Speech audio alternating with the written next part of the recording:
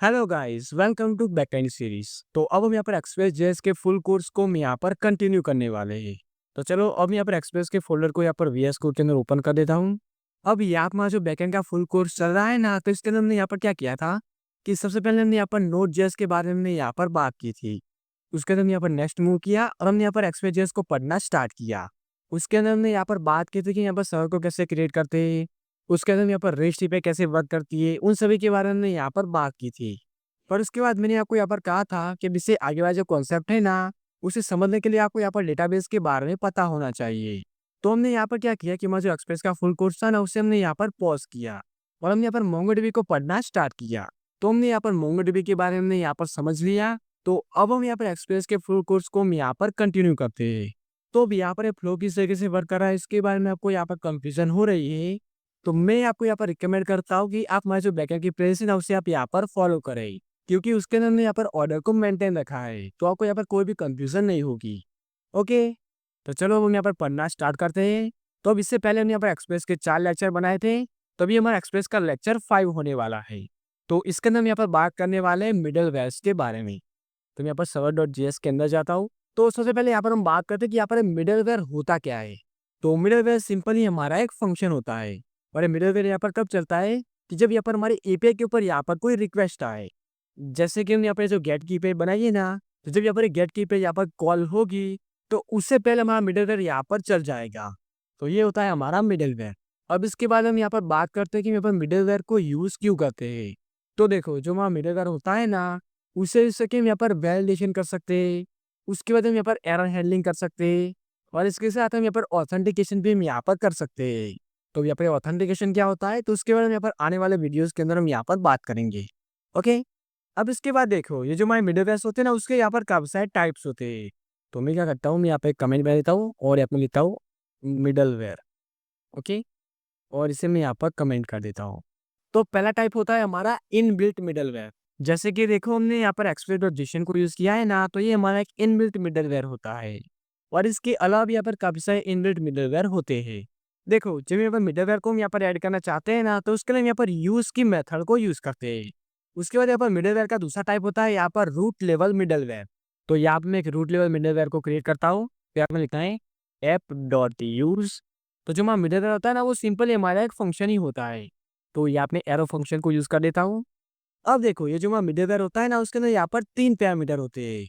पहला होता है रिक्वेस्ट, दूसरा होता है यहाँ पर रिस्पॉन्स और तीसरा होता है यहाँ पर नेक्स्ट। तो अब यहाँ पर रूट लेवल मिडलवेयर का मतलब क्या होता है कि हमारी कोई भी एपीआई के ऊपर यहाँ पर रिक्वेस्ट आए, फिर भी ये मिडलवेयर यहाँ पर चल जाएगा। तो इसे हम यहाँ पर रूट लेवल मिडलवेयर कहते हैं। जैसे कि देखो, मैं क्या करता हूँ, मैं यहाँ पर कंसोल बना लेता हूँ और इसके अंदर मैं यहाँ पर लिखता हूँ मिडलवेयर एग्जीक्यूटेड। ओके, तो हमारी कोई भी एपीआई के ऊपर यहाँ पर रिक्वेस्ट आएगी, तो हमारा मिडलवेयर यहाँ पर चल जाएगा। तो चलो, अब इसे मैं आपको यहाँ पर दिखाता हूँ। तो पहले मैं यहाँ पर सर्वर को रन कर देता हूँ। तो मैं यहाँ पर टर्मिनल को ओपन करता हूँ, तो मैं अपने लिखता हूँ npm स्टार्ट। ओके, तो हमारा सर्वर यहाँ पर स्टार्ट हो जाएगा। तो अब यहाँ पर इस गेट वाले एपीआई को यहाँ पर कॉल करवाता हूँ। तो यहाँ पे ब्राउज़र के अंदर जाता हूँ और यहाँ पे लिख रहा हूँ http://localhost:3000। ओके, और इसे मैं यहाँ पर चला देता हूँ, क्योंकि हमारा जो सर्वर है ना, वो यहाँ पर 3000 पोर्ट के ऊपर यहाँ पर चल रहा है। तो देखो, हमारा जो रिस्पॉन्स है ना, वो यहाँ पर नहीं आ रहा है। हमारा जो ब्राउज़र है ना, वो यहाँ पर लोड हो रहा है। तो मैं यहाँ पर वीएस कोड के अंदर जाता हूँ। तो देखो, यहाँ पर लिखा है मिडलवेयर एग्जीक्यूटेड, मतलब कि हमारा जो मिडलवेयर है ना, वो यहाँ पर चल गया है। पर देखो, हमारा जो रिस्पॉन्स है ना, वो यहाँ पर नहीं आ रहा है और ये यहाँ पर लोड ले रहा है। तो इसका रीज़न क्या है कि जब भी यहाँ पर मिडलवेयर को क्रिएट करते हैं ना, तो उसके अंदर यहाँ पर जो भी लॉजिक को अप्लाई किया है, उसके बाद हमें यहाँ पर नेक्स्ट की मेथड को यूज़ करना होता है। अगर हम यहाँ पर नेक्स्ट की मेथड को यूज़ नहीं करते, तो हमारी जो रिक्वेस्ट होगी ना, वो यहाँ पर इस मिडलवेयर के अंदर ही रहेगी, ये आगे मूव ही नहीं होगी। हमारा जो रिस्पॉन्स होगा ना, वो हमें यहाँ पर देखने को नहीं मिलेगा। और देखो, वैसे तो हम यहाँ पर ऐसा नहीं करते कि यहाँ पर कंसोल लॉग को यहाँ पर यूज़ करते हैं, पर अभी मैंने आपको यहाँ पर समझाने के लिए यहाँ पर कंसोल लॉग को यूज़ किया है।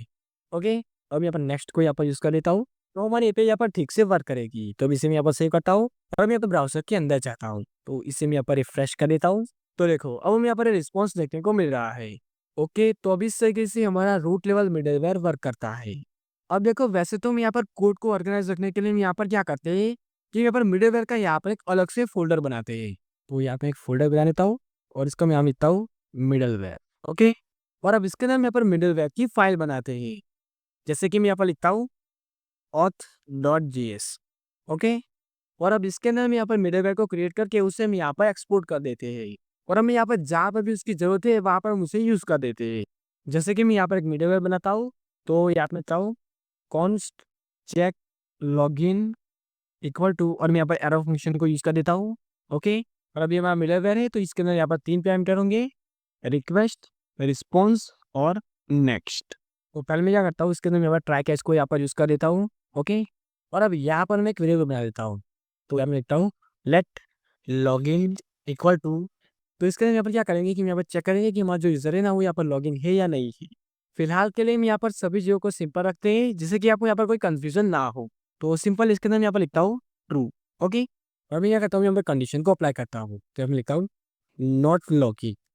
ओके, मतलब कि अगर हमारा यूज़र यहाँ पर लॉगिन नहीं होता है, तो उस केस में यहाँ पर क्या करेंगे कि यहाँ पर रिटर्न करेंगे, और यहाँ पर लिखता हूँ रिस्पॉन्स डॉट स्टेटस, और इसके अंदर मैं यहाँ पर लिखता हूँ 401।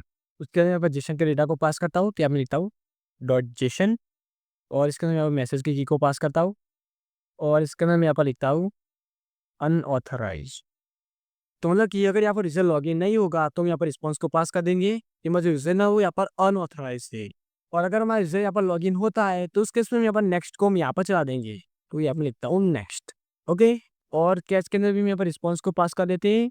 ओके, तो इससे मैं यहाँ से कॉपी कर देता हूँ, और इसके अंदर मैं यहाँ पर इसे पास कर देता हूँ। ओके, तो इस टाइप से भी हम यहाँ पर मिडलवेयर को क्रिएट कर सकते हैं।